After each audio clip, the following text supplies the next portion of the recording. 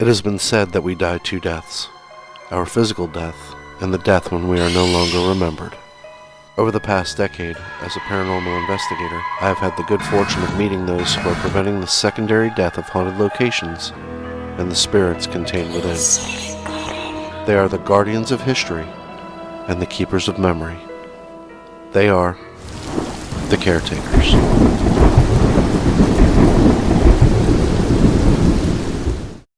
Mills County, Iowa. In the fall of 1869, a sleepy little town was formed and named Milton. At the convergence of two railroads, it was the perfect spot for business to flourish and small families to make their fortune in the Midwest. The pioneer village of Milton was actually renamed to Malvern when it was discovered that there was a second Milton, Iowa. Also in 1869, the first hotel was built in this town. Known today as the Malvern Manor, it was a hotel that catered to travelers and businessmen. Later, it was converted into a rest home for the sick and infirmed in the 1950s. Finally, this became a privately owned care facility, providing a home for the physically and mentally challenged of 6 counties. It was often the last refuge for those suffering from alcoholism, drug addiction, severe behavioral disorders. Long after the building closed its doors in 2005, it was taken over by the current caretakers of the property, Josh and Kirsten Hurd. Josh and Kirsten have investigated this property extensively over the last decade. What the is that? What the is that?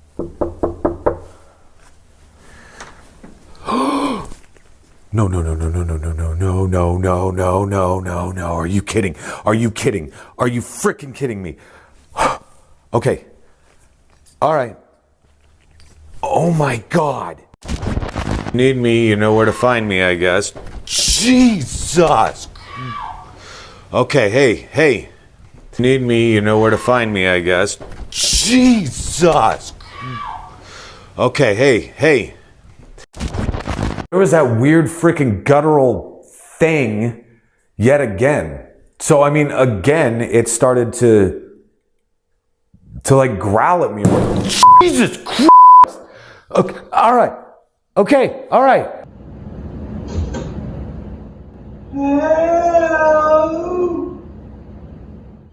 And what they've discovered inside shows the darker, more sinister side of Malvern, Iowa.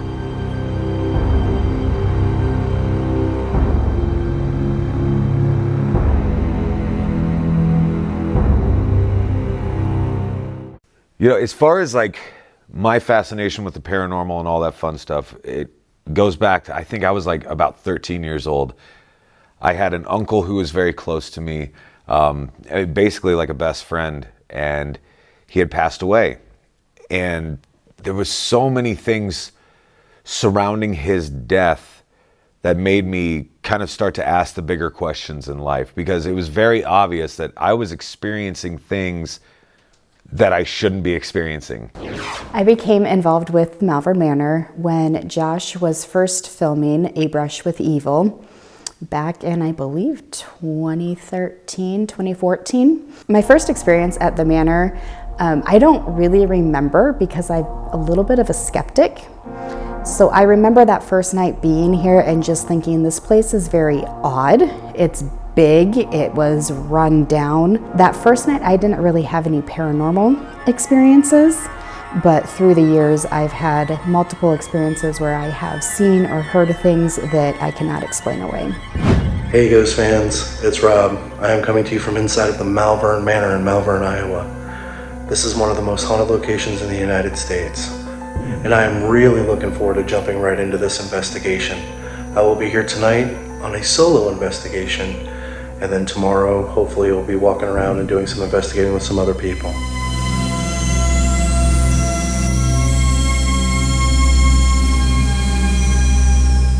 So we're up here conducting a solo investigation in the attic. We have a couple pieces of gear out, and I'm actually utilizing a forward-looking infrared device for temperature changes in the area, and we're going to go ahead and start the investigation. Good morning. If you're here and you'd like to communicate with us, there are a couple pieces of gear there on the floor that you can interact with us with. We're here to document the location and here to document you. I've heard several stories about you, but I've never had any interaction with you, and I'd really love to document you if you'd like to come out and speak with us.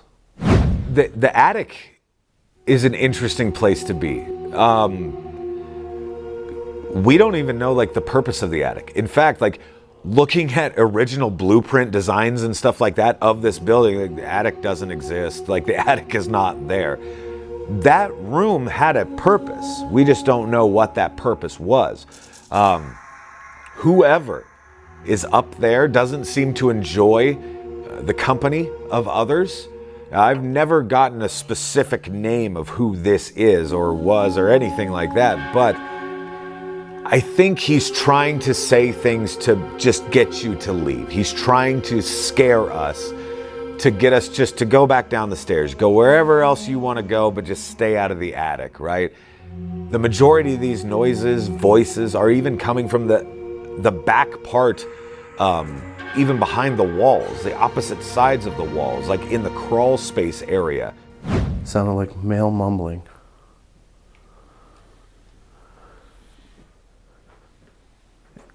If you'd like to speak with us, what I'm going to need you to do is I'm going to need you to speak a lot louder than that because I couldn't understand what you were trying to say. Can you make a noise? Can you knock on something to let me know that you're here with us? Can you touch one of those pieces of equipment there and let us know that you're here?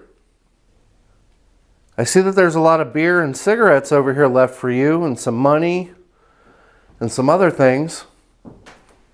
Would you like to talk to me about that? It is interesting, almost maybe a little comical, if you will, because he will tell you to F off and die, and then he'll beg you for alcohol and cigarettes. I mean, classic addictive type behaviors, right? Like F you, but before you go, like, do you mind if I could have a bum of smoke or get a drink or something like that? What I'm picking up back here on the forward-looking infrared, what appears to be footprints leading away from here. And they're substantially warmer, and all that is planked wood. That's pretty amazing because nobody can walk back there. So I see that you're actually walking towards the front of the house. I cannot come back there to talk to you. Can you come back forward and talk to me? I'm not trying to bother you. I'm not trying to trouble you. I really appreciate sharing your space with you. And I appreciate you giving me the opportunity to share the space with you.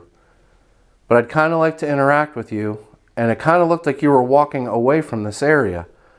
Can you come forward and touch one of these pieces of equipment and let me know that you're here and you'd like to interact with us? Even if you'd like to tell us to leave. Even if you'd like to tell us to leave. That was a voice. And so up there, I mean, people have left offerings. Myself, I've left offerings, more of a peace offering. Let me do my job. I'll let you do your job, and we can coexist together. I'll just try not to get in your hair and all of that stuff. But so far, that's kind of working, I guess. But it's interesting. It's interesting up there. It's really important for us to maintain the history of the property, trying to make sure that the story is told all the way back from when it was a hotel and run that way to all the historical events that happened here up to when it was closed down in the early 2000s.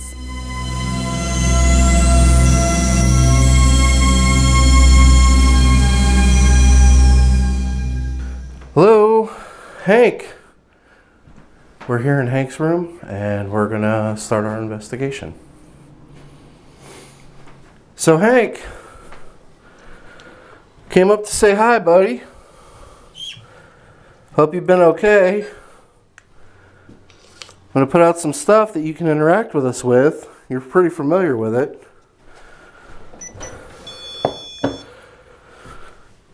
And what we're gonna do, see if you wanna talk to us.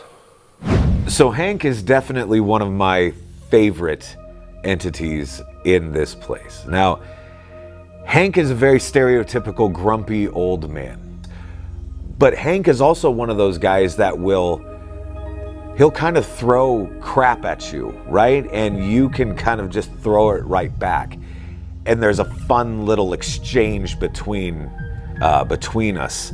I mean, Hank's one of my favorites, honestly. A lot of people are scared of Hank because of the fact that he is a grumpy old man and he does have a very crass type of voice or whatever. But I mean, for the most part, you know, I think he's just kind of flipping us crap, really, just like a buddy would, so. Hank, are you here with us, bud? So I am?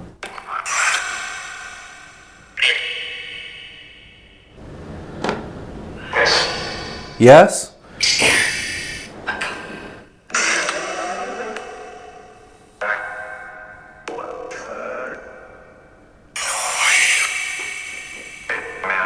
That said, you know who I am. To that other entity that just asked if I know who you are, I know who you are. And if you're here trying to obstruct my investigation, you need to leave. So there is something very odd going on here. Something, in fact, that like we can't quite put our finger on, right? Like, it is an entity that is referring to himself as number one. Now, at first I was just like, okay, like that's just maybe a cocky spirit or something, right? Oh, it's like, oh, I'm number one. I'm like the alpha or whatever.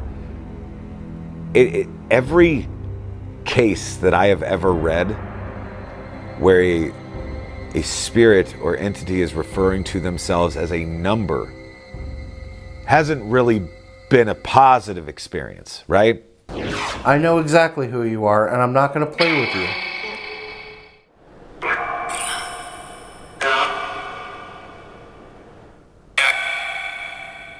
Hank, you still here, buddy? So, if you're here with us, and I know exactly who you are, what do you have to say to me? Say what you have to say.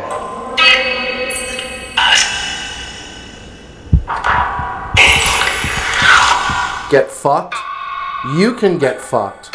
Say what you have to say to me and leave so I can continue on with what I'm doing. I'm not going to be quiet. You need to say what you need to say to me, and you need to move away, and you need to move on.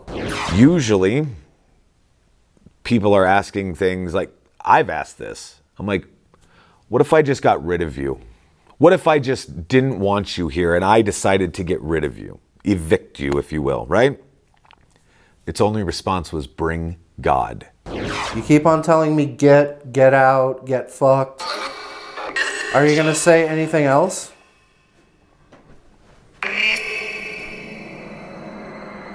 Alright, that's what I thought. We're going to move on. Hank, I appreciate it, buddy. We're going to go to another area. We'll come back and talk to you later. So, that was our first interaction with the entity that calls itself number one. Unfortunately, lately, when people are here investigating, this dominant entity comes into the area, shuts down all communication with the known spirits that are here in Malvern, takes over and basically tells everyone to leave, get out, get fucked. He has a plethora of language that he likes to use. I'm not backing down to him, I'm not stopping our investigation, and I'm not feeding into his energy.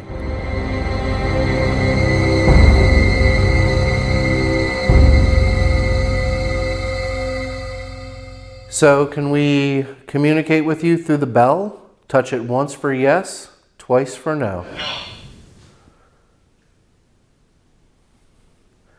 There was an immediate answer on the obelisk that we cannot communicate through that. That's a yes. Thank you. So we're going to try to figure out who you are. Can you touch that for me if we can ask you some questions?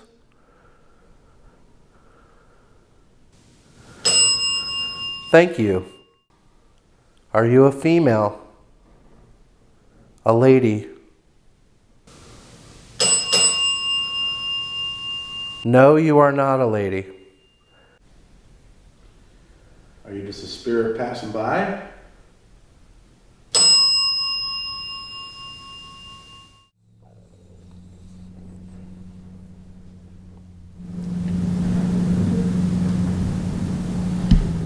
Did you just hear that voice?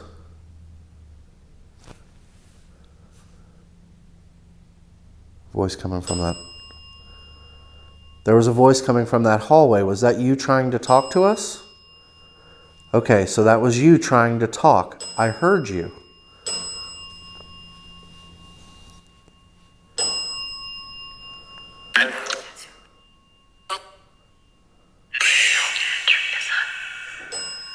Turn this on.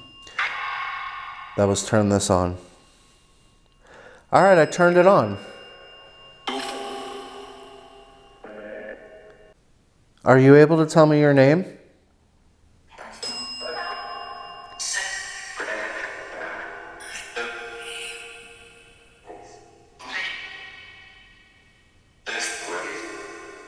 Say me. He said this and then something else. I didn't hear what it was. How many people are in the room with us right now? I heard 1, 2, and 3.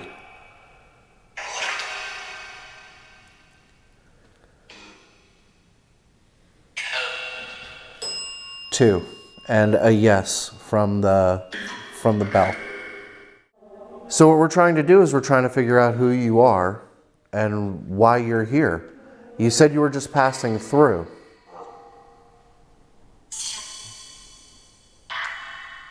Are you still with us?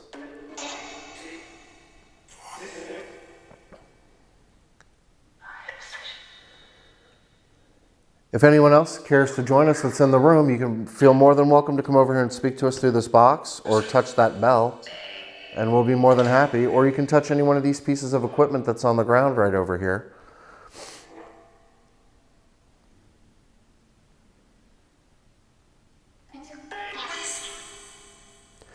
So you said that there was a child on the porch?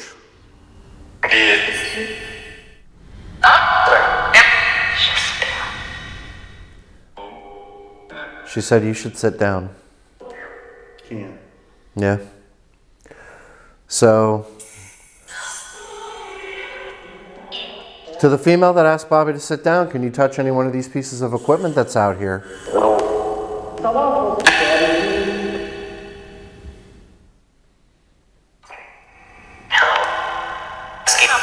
Help, you're scared? What are you scared of? You're scared of death? You know, it's very important to me that when people come to Malvern Manor, whether that's for an overnight investigation or even just a simple hour-long day tour or whatever, that they are able to experience this building the same way that I did the first time that I walked inside of it. I want everything to be exactly the way it was. From the investigative side of everything, I feel it kind of adds to the integrity of the place a little bit more. Being able to investigate something the exact same way that we did when we first stepped inside. That's the good stuff. So now our struggle is more or less keeping the building as structurally sound as possible without touching any of the guts of the place.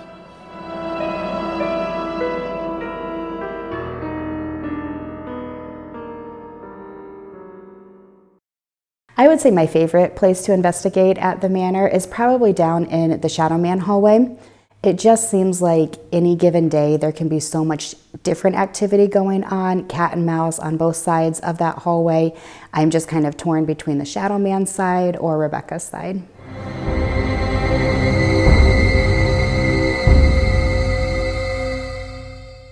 So, while we were standing here setting up for the investigation, we're getting noises from the opposite end of the hallway as we did earlier today.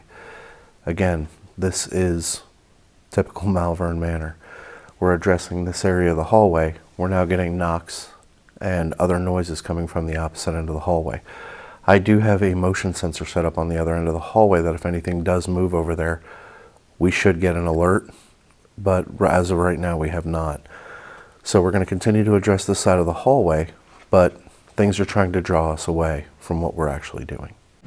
Directly out of the gate, having this place, investigating this place, we started to notice certain things, right? Now, one of the things that I specifically ran into was room number 2 in what we call the Shadow Man hallway.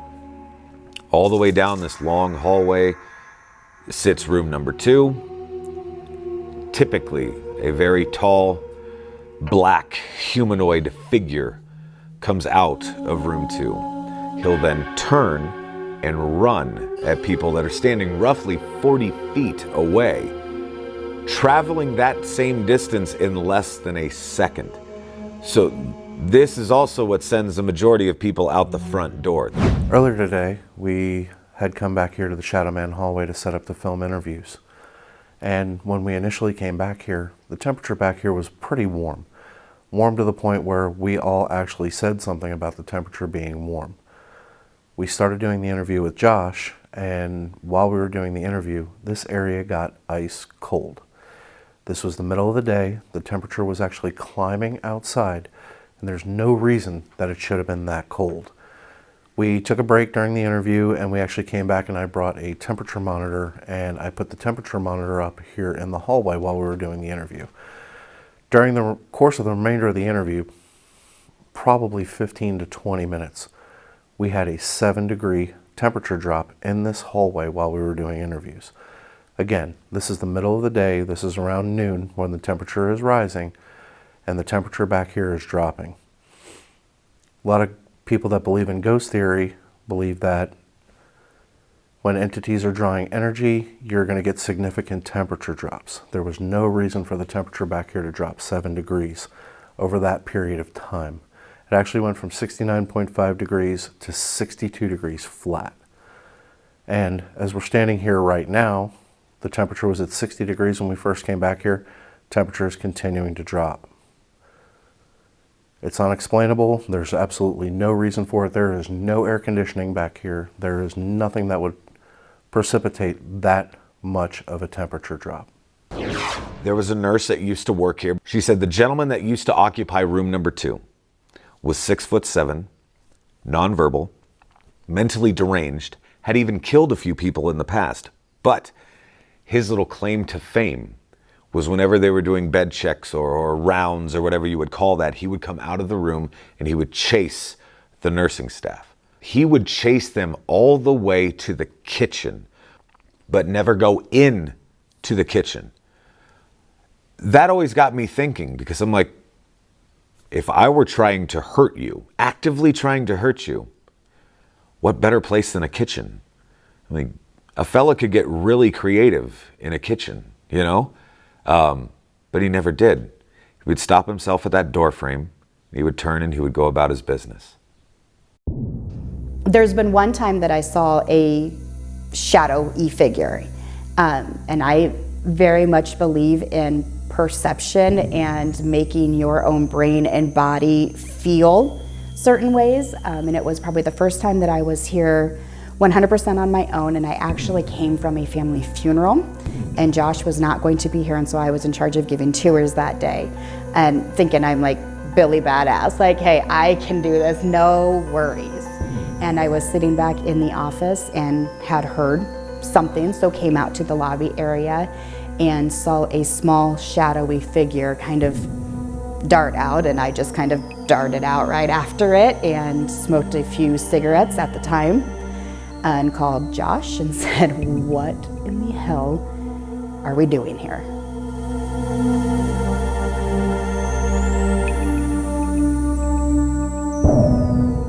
Down the hallway, for an example, we would go into this room that we call Gracie's room.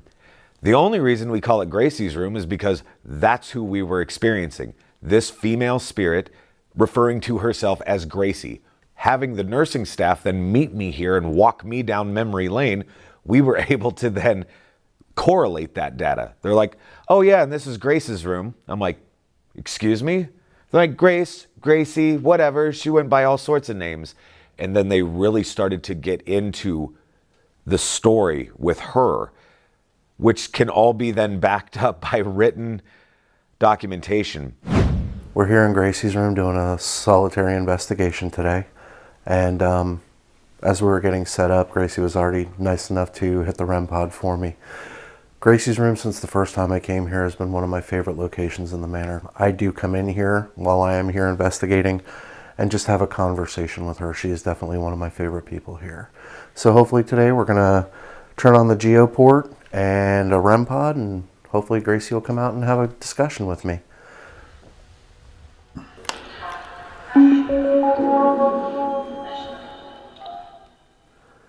Gracie, is it okay if I come in and sit down with you on your bed? Hi, Gracie, how are you? I'm gonna have a seat, okay?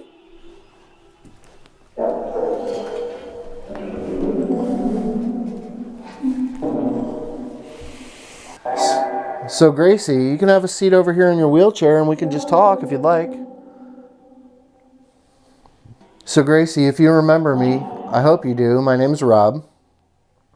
And I just decided to come in here and have a conversation with you today.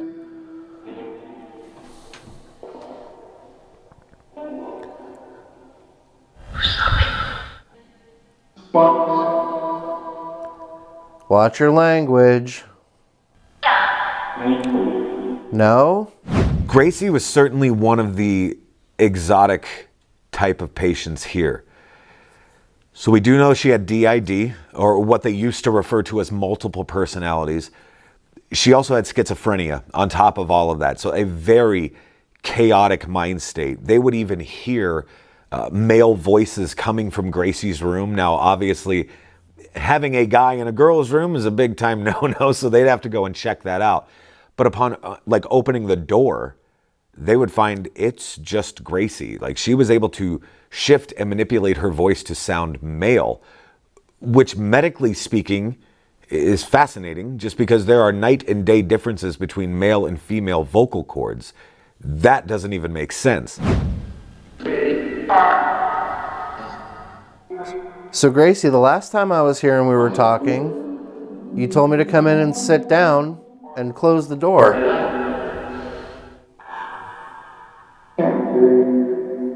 Just pick up a face over there.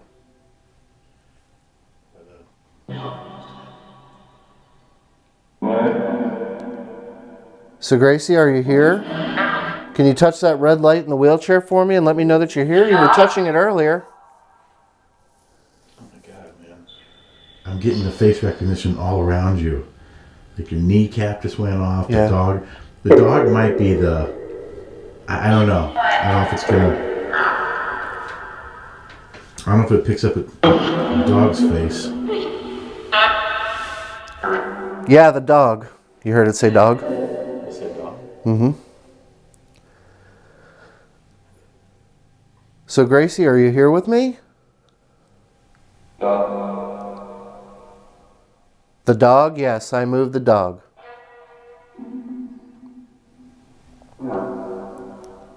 No, Gracie's not here? Where it gets fascinating to me is the fact that you can be having a conversation with Gracie, maybe even over a spirit box or something, and talking to one person, and then immediately it shifts to another person, another voice, another personality entirely. I always get the same types of responses. I can't leave. I'm scared. He won't let me leave is a big one. And I'm not 100% sure who he is that she's referring to. I certainly have my speculations, of course, but certainly nothing definitive. What the fuck was that? Well, you know who we're talking about. Wait. What did you just hear? I heard it sounded like a door. Yeah. Like a knob. Yeah. Like a doorknob. Yes, like a click. Okay, I just heard it from here. No, there was a door. Oh, that's interesting too. Yeah, there's a doorknob behind him that just went because... So Gracie, you know that you're one of my favorite people, right? And that's why I like to come in here and I like to sit and talk. No, you don't know that? You are. You are one of my favorite people, Gracie. That's why I like to come in here and sit and talk with you. Do you have any questions that you'd like to ask me? No? You don't have any questions for me? You been busy?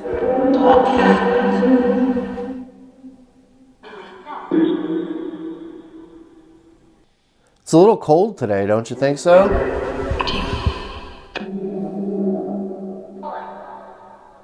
Like, I hate to think of the fact that Gracie had this going on, had DID in general, which is a fascinating disease, like if we're being honest, right? But to have her personalities potentially carry over with her into the afterlife, that doesn't sit well with me, because you hate to think of her afterlife and she's still suffering. She's still the same as she was. Like, I don't like that idea at all. What if, like, if Gracie had 13 distinct personalities that we know of, is it feasible that Gracie is the antecedent of the entire haunting of Malvern Manor? What if this building is just being haunted by her? Or the majority of spirits that we run into could just be from her? Like, I certainly don't know, but it's an interesting idea to kick around for sure. Because, I mean, shit, we don't know. We have no idea. But yeah, interesting for sure. So Gracie, tell me what's been going on. I haven't been here in a while.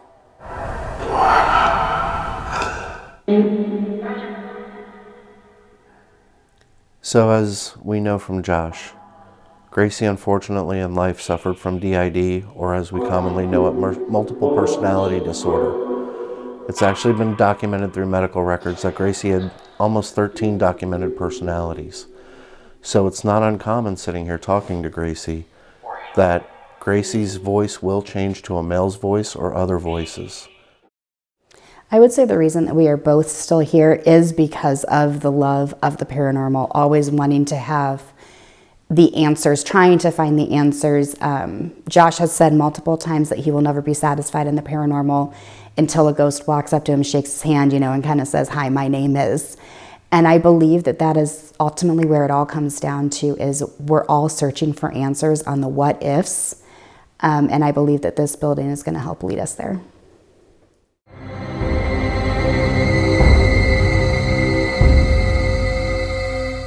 So we're currently in the room that is known as Inez Gibson's room. As we know from the investigation that was conducted, Inez Gibson never lived here. She never resided here in life. She actually resided across the street with her aunt and her uncle, who are the local in-town grocers. There is an entity of a little girl here that identifies itself as Inez Gibson. That is actually a rubbing from Inez's grave that's in this room. A lot of investigators come here and bring Inez presents. They bring her toys, they bring her dolls, but Inez never resided on this property. So Inez Gibson is one of the more interesting stories that we have here by far. The story itself fascinates me, but we know the year was 1900. It was December 21st, so it's right around Christmas time. 12-year-old Inez Gibson is outside playing with her 8-year-old brother Otto. She's either cold, maybe bored, but she says, "I'm going upstairs." 10 minutes pass, her brother Otto comes upstairs, finds his sister Inez hanging by her jump rope in the closet. It looks like a suicide, if we're being fair, and it kind of smells like a suicide. These kids had a very tough go of life anyway, up until this point. Maybe further suggesting that, I'm not sure. What I do know is that Otto then tries to get his sister down. He's trying to help her however he can, but he's only 8 years old. He's not strong enough to do so. So Otto then runs to the grocery store here in town, and that is where aunt and uncle were working as grocers here in town. Now, aunt and uncle had also just become adopted mom and dad to those kids. So a tough go of life, a new living situation on top of everything else. But Otto grabs aunt and uncle. He grabbed 2 doctors as well, which For small town Iowa in 1900 just seems like complete dumb luck, in my opinion. But they all raced back. They got her down. They tried to help in some way, but far too much time had passed. There was no helping her. This story shook the entire community. Like, even one of the doctors that was trying to assist her that day committed suicide himself 10 days later. Like, this gets messy. Now, what fascinates me more than anything is the fact that, I mean, one of the most active spirits we have here is a little girl claiming to be Inez Gibson. You will very audibly hear her running up and down the halls. I mean, hell, she'll call you by name. She'll ask you to come and play, things like that. But definitively, I know Inez Gibson never died here on this property. That story that we have told thousands of times over never happened on this property. It happened right across the street at where the doctor's office now sits in town, is where that property, where their house once sat. Never here on property. So if it is her, why? I would like to think that if it is in fact her, that she's just receiving the attention she wants, and she's having fun interactions with people that come here basically on a daily basis. Inez, if you're here, I set out a piece of equipment over there in the corner for you. You can touch it and let us know that you're here. We just came up to hang out with you. I'm getting tired. Me too. Like I'm getting drained. And my back is freezing, like somebody's standing right on my back. Really? My back is ice cold. In this building, it's interesting because you can be anywhere in this building and feel very much at home. And in the split second, it can change into the hair standing up on the back of your neck where you're just, I don't feel warm and welcome and fuzzy. And there's just something about how you feel is going to be totally different than maybe what some of the readouts on your equipment are. And you can't portray that to anybody other than yourself. Did you hear that loud bang? Yeah, but it's so hard. It's so windy, Well, and it's not I that. know. It's all that, but that's so much contamination coming from outside. You just Yeah. don't know if it's a truck or something. No, that bang was straight down the hallway. It was just a loud, like a I heard it on the wall. I heard it. And unfortunately, like I said before when we were investigating downstairs, that's traditionally what you're going to find in Malvern Manor. High strangeness. When you're trying to focus on an investigation in one area, things pull you to other areas of the house. It's very, very hard as an investigator to focus in on one area in this house because as you're doing an investigation on this end of the hallway, at the other end of the hallway, you're getting disembodied voices, you're getting bangs, you're getting footsteps, you're getting activity. So you go over there, you start focusing your investigation there, activity is going to happen here. So that's Malvern Manor. That's one of the greatest things about this place is the high strangeness that's involved with investigating this property.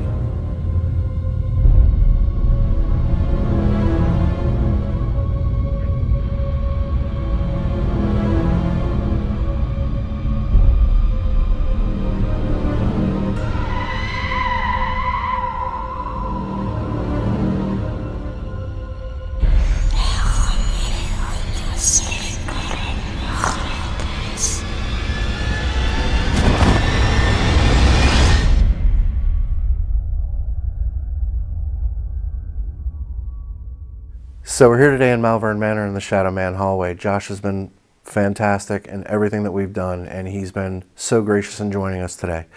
Part of the reason for this investigation and part of the thing that we're trying to prove is the catalyst for the activity here at the manor. Does activity increase when we're here with someone that is a caretaker of the property, or is the activity the same throughout? So Josh, as you know, we've been here, we've been investigating for a couple days, and we want to see if the activity is going to increase when you're here. Hey, I have a question. Yeah. So we just got everything set. Mm-hmm. Like everything's set now. We're ready to roll. That light in there is flickering. Is it supposed to do that? Which light? Yes, the that REM pod actually is Oh shit! There's Hello. the cat ball right there then. So the REM pod in the room. Flickers green, correct. Okay. Yeah. So yeah, the REM pod in there, that's just the design of it. It actually flickers green. Thank you for stepping out and saying hi to us. If you'd like to, there's some other gear that you can touch and interact with us. So yeah, that green flickering light that you're seeing is actually the REM pod. All right. All right. Cruise down here maybe for a minute.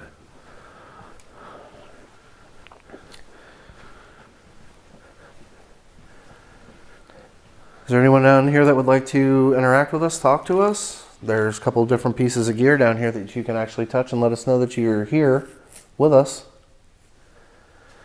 You can make a noise, you can speak with us, you can talk, whatever you'd like to do, however you want to communicate with us.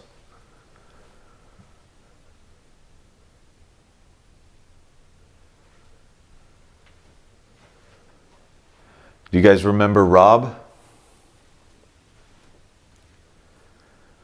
He's been here a couple times before.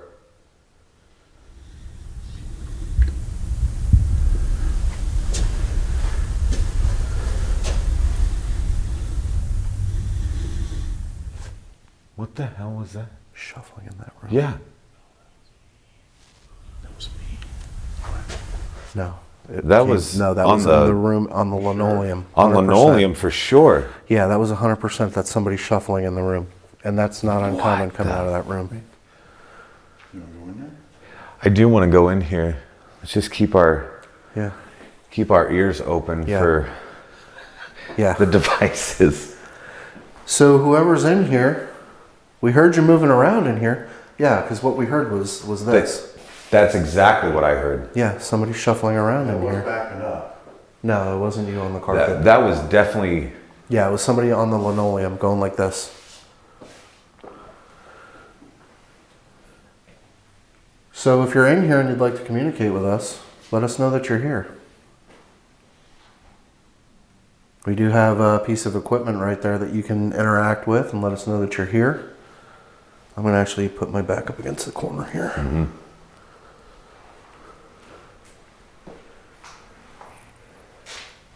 Can you knock or tap her on the wall or anything?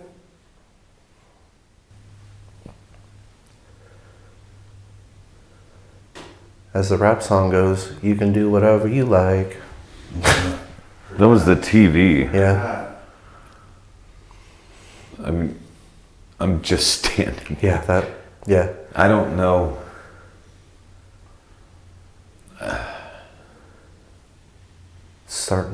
The energy's starting to shift. Definitely.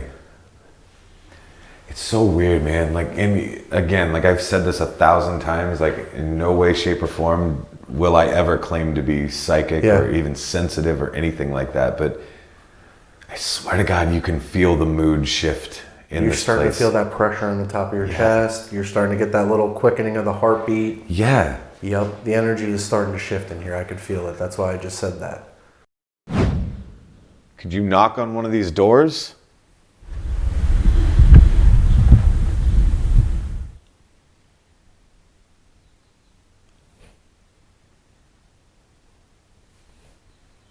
I'm still.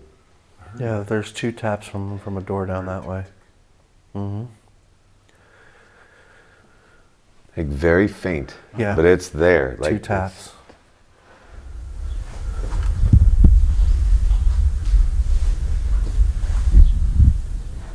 What about opening a door? A lot of these doors are closed. Could you open them up? I was outside. It Oh, was like okay. a brake squealing. Oh, okay. At first I thought it was a piece of equipment or something. I was like, Yeah.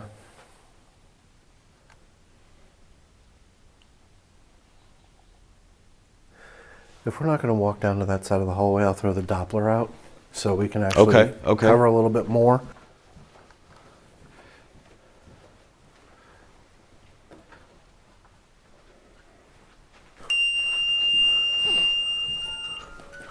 It's me. False positive. yeah. So that should cover that side of the hallway if anything comes across the hallway. It'll alert, Definitely. like right there. Are you walking around down there?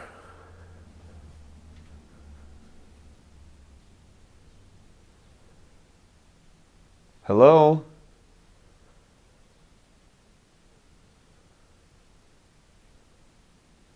Can you come out and talk to us, please?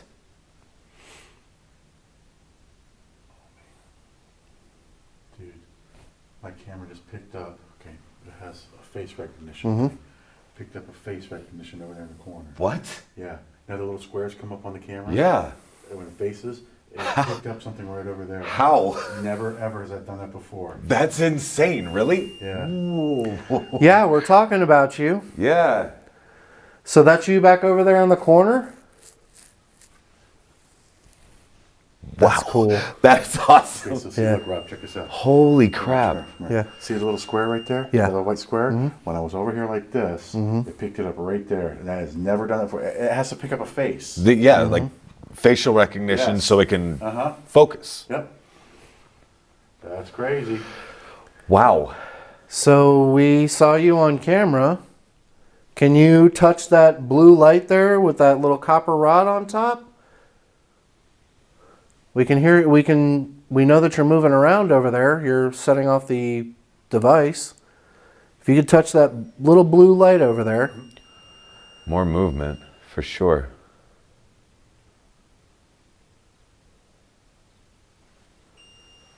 Wow.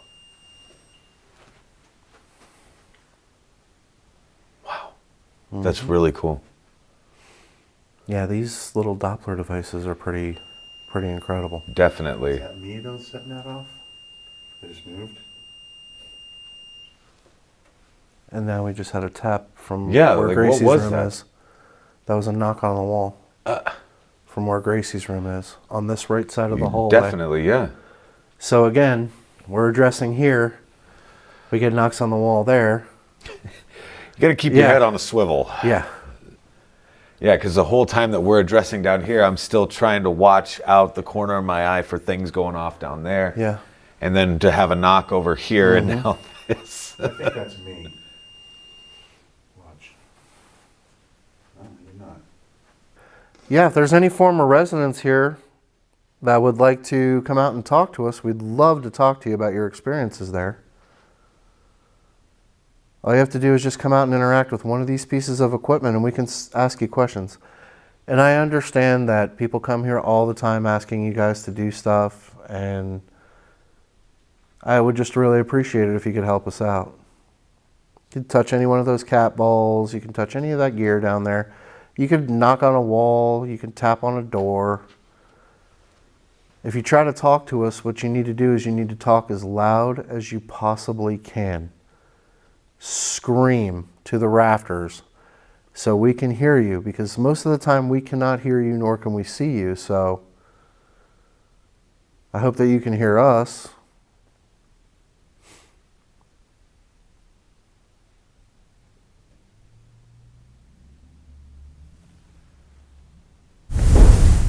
What the frick was that?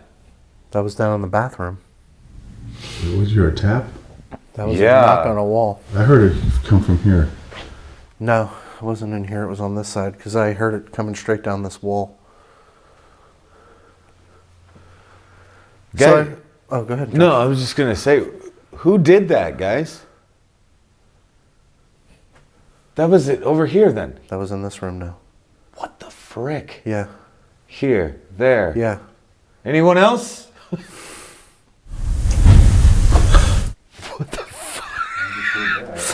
Get the fuck out. That's insane. Hello? That was Oh, on- wait, that's me. yeah. I'm sorry. I was No, going that's to okay. set that up. And I remember now, there's could be people out back there. Maybe. Yeah, but Maybe. But I don't think they were out back there because that's Yeah. out front. yeah. You just walked over there, didn't you? I did. What the world was that? There's like a little. Hello? Gosh dang. See, that's bass outside. Yeah. I hear that. But you said anybody else, and there was the boom coming Right. from one of the rooms down here. Right. So Which, I mean, in all fairness, I was just trying to be a smart ass, really. You know what I mean? But Anybody else would like to knock on a wall, let us know where you're at, knock on a door? That was me. I leaned up against the wall. Oh, okay. Yeah, that was me. Is there anyone else who'd like to make a noise and let us know that you're around?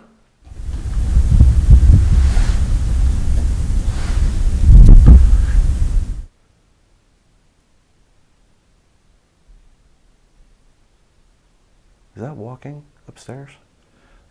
But that's what's weird, right? Because there's no upstairs here. It's just a roof. Yeah. Like there is no. Oh, that's right. There's no upstairs here. There is no upstairs. And in you this heard section. that. Right. That's what I was like. Yeah. The hell was that? That sounded like somebody walking above us. I just don't understand. I mean, unless somebody's on the roof. Yeah, You know what I mean? there should be no one on the roof, hopefully, today while we're in here. I don't think so. Yeah. Like, But- truth be told, the majority of people don't even mess with this place. I mean, even kids, they don't mess with this place. Just, did you hear it again? That's somebody shuffling on the side of the hallway. Oh my God. That sounded like jeans going. And we were all standing still. Yeah. Down here? It was more that way.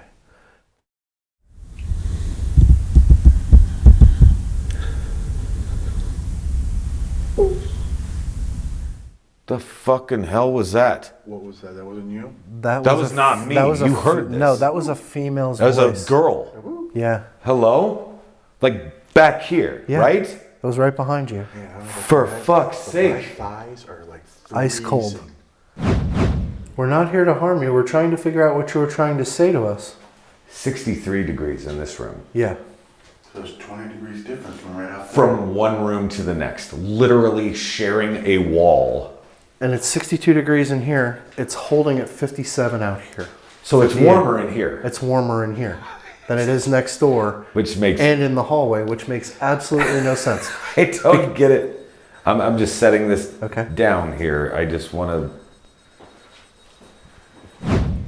Whoever's trying to speak to us, can you do something else? Can you make an audible noise? Can you knock? Can you make another audible noise for us?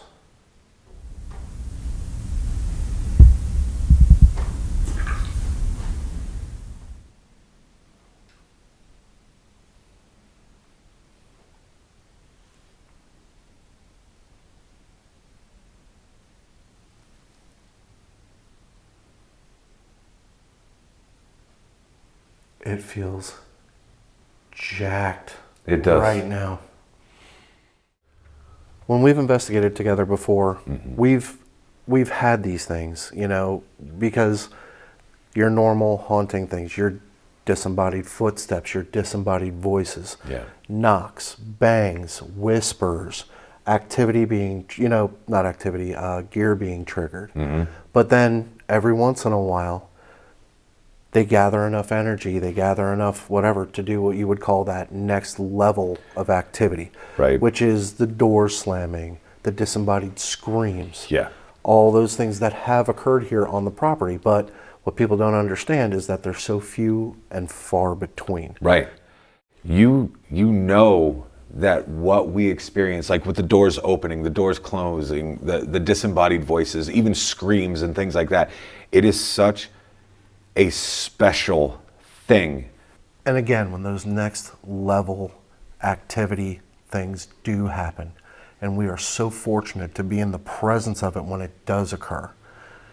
Hopefully we have video running, hopefully we have audio running, but also I think the paranormal investigation is an extremely personal experience. Every investigator brings their personal experiences and their personal beliefs and everything to the investigation. Yeah. There are people that roll into investigations that are very negative. And I've been on investigations with people who are negative, and it's just nothing but negative energy. Correct. If you investigate, you're having a positive time, you're having a good thing, you're filling the area with positive interaction. 9 times out of 10, you are not going to get any negative interaction from the entities that you're dealing with. Yeah. Now, is that PK energy? Is that what you're putting out to the universe? Is that this? Is that that? I don't have the answers, and that's why we do what we do. Yeah. Because we're trying to find those answers. It's fascinating to me too, because, and more to your point, like people come in here, I see teams come in here all the time, right? And some of the teams that come in here are like what I call like guns blazing, right? So they'll come in here and they're kicking in doors. They're like, show yourself and all this stuff, right? They're actively, but to me, that's fairly negative and it's just kind of whatever. There are other teams that'll come in here. They'll sit down in a room. They'll have a conversation. What did you do today? What are you doing tomorrow? What's your favorite this? What's your favorite that? Do you enjoy movies? Do you like music? Like, what would you like? You seem to get further with that, with those lines of questions where you're just talking to them, having an open dialogue and a conversation with somebody. It's more so anyway than the people that are just like, oh, do this for me, do that for me, show yourself, you know, all that. It's weird. And the best way that I equate that is, if I walked into your house and you were having a party, and you didn't know me, I was a guest in your house, I'm not going to walk up to you and Kirsten and go, hey bro, make me a sandwich and get me a beer. I'm going to change the TV channel and I'm going to, and you know, while you're at it, go outside and wash my car. Right. Why would you walk into someone else's house? Why would you walk into someone else's area and start making demands of them? Yeah. And that's why you and I have discussed in the past, when I investigate, I do that 3 phases of the investigation. I come in and I do the introduction phase. I introduce myself. I thank them for letting me being in their space and for sharing their space with me. And then you have that energy buildup, that energy shift where we started like today when we started feeling that energy shifting. And then you have what you call like the peak of tension where they release all that energy in whatever activity it is, knocks, bumps, footsteps, disembodied voices, whatever. And then it kind of resets itself back to that second phase where they're gathering the energy. And there is like, I mean, like you said, bro, like there is that ebb and flow. That is this place to a T. Ebb and flow of activity. And sometimes it's like everything at once and then flatline and then give it another 20 minutes and then bam, here it's going to hit you again. It's insane. Yeah. Investigating with Josh, as him being a true believer and me more on the skeptic side, can be interesting at times because he does like to get very excited. Sometimes his theatrics are very comical to me and I have to kind of pull him back. But it also is a good balance because when he is very much thinking it is something that I can say, hey, but what about? And we can pull back and try and recreate it. But then it's also really fun when I get to prove him wrong. And I think he thinks it's fun when he gets to prove me wrong when I sit there and just like, shit, you're right. I don't know what that was. Or when we both become a little bit more excitable and just have that feeling of like, yeah, I don't know. I felt uneasy. And there's just something about how you feel is going to be totally different than maybe what some of the readouts on your equipment are. And you can't portray that to anybody other than yourself. Guys, we have Kirsten here with us. Is there a way that you can say hello to Kirsten?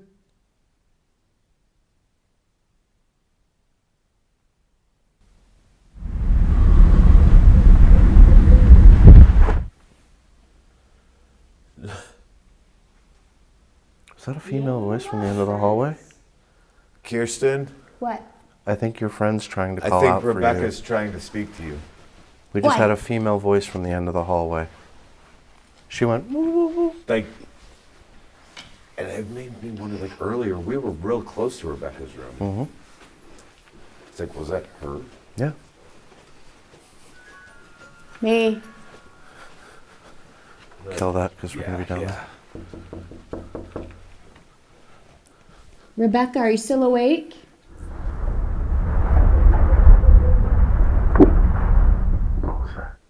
That was another voice. That was a voice. Rebecca? One of the more interesting entities, I guess, that we do have here is a female spirit named Rebecca. Rebecca is certainly one of my favorites, but we know that Rebecca was, I mean, she was brought here by her husband, which apparently was something you could just do back in the day. And apparently it only took 2 signatures, and usually that was just the husband and the father that would sign off on that, and then bingo bango, you're institutionalized for a variety of different reasons. And what's interesting is, I mean, she was only in her mid-30s, so she's quite young. dropped off by her husband, abandoned for lack of a better term, I guess. But she obviously thought, my husband no longer loves me. He doesn't find me attractive. But this then became quite the obsession for her. She would stand at the sink in her room, looking into the mirror specifically, and she would pluck the hair out of her head, like one by one, which there is a medical term for that does fall under kind of the umbrella of obsessive compulsive type of behavior. I would butcher the name of that if I tried to pronounce it. It's like trichotillomania or something similar. But regardless, because of her obsessive types of behaviors that she was displaying, we know she was medicated. We also know she did not respond well to meds at all. She stopped eating. She stopped drinking. Now, I would almost suggest that maybe half of that behavior was due to the meds, sure.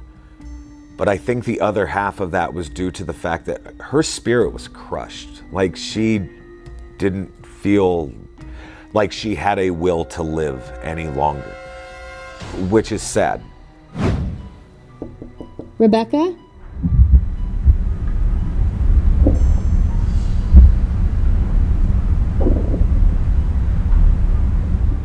Can I come in? She just answered you.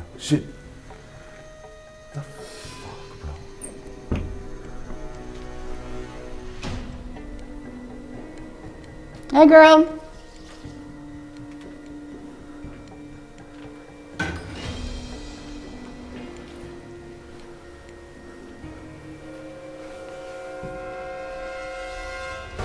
That scared me because I didn't know that was in here.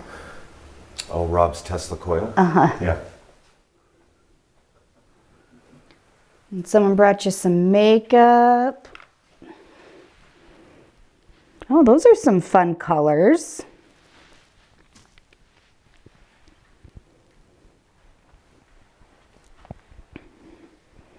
Do you want me to leave it open for you? Would that be easier? Looks like you have some other stuff in here. Oh, they even brought you some makeup remover towelettes. Ooh, I like this one. I bet you would be beautiful with just a little natural color.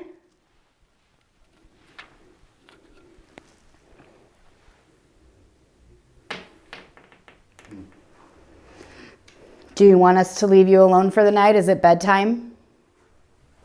Probably way too late to be doing our makeup, huh?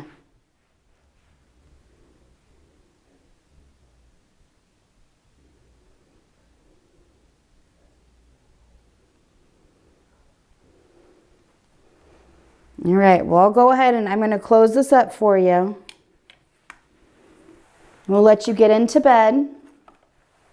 You have a good night. I'm going to close that door for you. But if you want to come out, go ahead and open it. Come on out.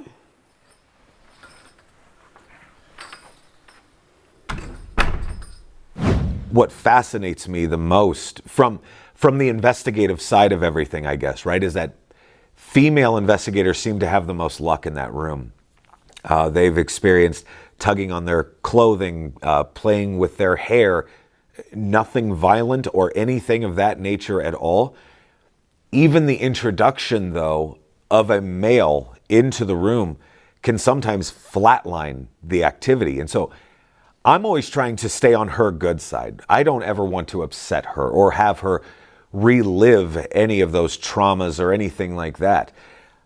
I'm just trying to stay on her good side. And so every time that I have to go into that room, I mean, I'm knocking on the door. I'm asking for permission to enter before I even do so, or explaining myself. I'll only be here for a couple of minutes and then I'm going to take off. I'll be out of here. You know what I mean? And I'll leave you alone. But she is certainly one of the more active spirits that we have here.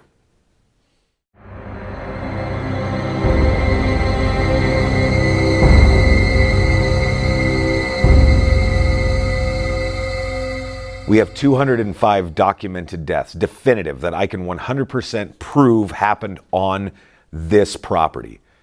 I have a list of at least 40 more names that I cannot definitively say yes or no. I know that they were in Malvern and they were in a facility of some sort, but what specifically I can't say yet.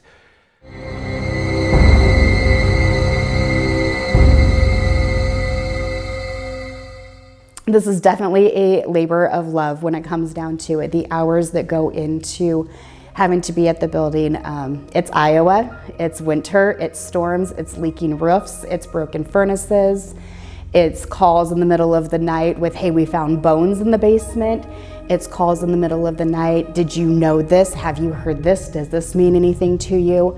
Every paranormal investigator is coming across something that they feel is noteworthy, and they want to kind of get that satisfaction, that confirmation from somebody who spends a lot of hours here. Josh does come and work 40 plus hours a week here in the building, where I have another full-time job plus another part-time job, but it is definitely hours upon hours of being here. You know, as far as man hours that have been like put into this place, I can only imagine. I mean, it's thousands of hours at this point, like poring over documents and things of that nature. I mean, gosh, man, there was so much stuff that was even just left here, you know, like things that were just left.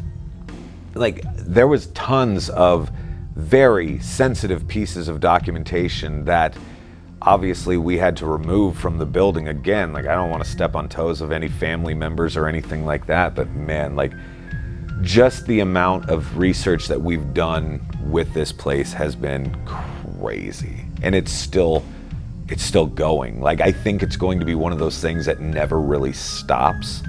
Man, it's a lot of fun though when you can start correlating historical fact with paranormal happenings. That's something special. I believe that there are plenty of times that I would have given up on this place had it not been for Josh and his love for the place, for the paranormal. Not because I don't love the paranormal or believe in it or don't love the manor. It's just the hours that go into it, how time consuming it is, how much it does take away from our family, our children. Different times where one or both of us have had to miss out on a child's event or a family lunch, dinner, or we've had to plan different things around happenings at the manor that normal families just don't have to do. This building has definitely become a labor of love. When I first walked in here, I was like, oh my God, like I was like a kid with a new toy. I had no idea that I would start to develop like feelings, relationships with these entities. Like this is something that like I feel that I care for them. It almost seems as if they care for me. It's kind of a fun little give and take if we're being honest, because at this point, the spirits of Malvern Manor know exactly what it takes to get me going. And I think they exploit that as much as they possibly can, especially if they want to see me react and jump and maybe scream or something humorous, probably. I think they're having a lot of fun with that, which in turn, I'm having fun with the interactions as well. But I mean, there are certain days, I mean, this may sound crazy to a lot of people, right? But there are certain days that just suck. And you want to just vent. And you don't really feel like calling anybody and bothering them or whatever. So I'll go to Gracie's room and I will just sit in her room for an hour and word vomit. And I guess it's cheaper than therapy, you know what I mean? But at the same time, I've also received some pretty interesting responses from that. Like walking into her room, plopping on the bed and say, Gracie, you're never going to believe this crap, and just blurt it all out. Like it's interesting to me. So yeah, like this has become a weird sense of family, in my honest opinion. After finishing the week of investigating Malvern Manor, we can both solidly say that this location does not disappoint. Malvern has always been one of my favorite locations to investigate. Just the sheer diversity of activity that happens inside of this location always makes it a welcome stop and a phenomenal investigation. Walking down these halls of Malvern Manor reminds me of the first time that I was here 3 years ago. The excitement, the anticipation, the feeling of the raw energy of this location. It always makes me happy as an investigator to know that I'm in a location that I am familiar with, yet still unaware of what is going to happen. Are Josh and Kirsten the catalyst for the activity in the location because they are known to the spirit residents of this location? Or do Josh and Kirsten bring their own special relationship with the property to every investigation? With over 230 recorded deaths on the property in its 150 years of existence, the energy in Malvern Manor is palpable. And one thing Malvern Manor will always tell you, and it will always teach you, is regardless of your status, your age, or your affliction, we all end up in the same place. Which begs the question, who will tell your story after you're gone?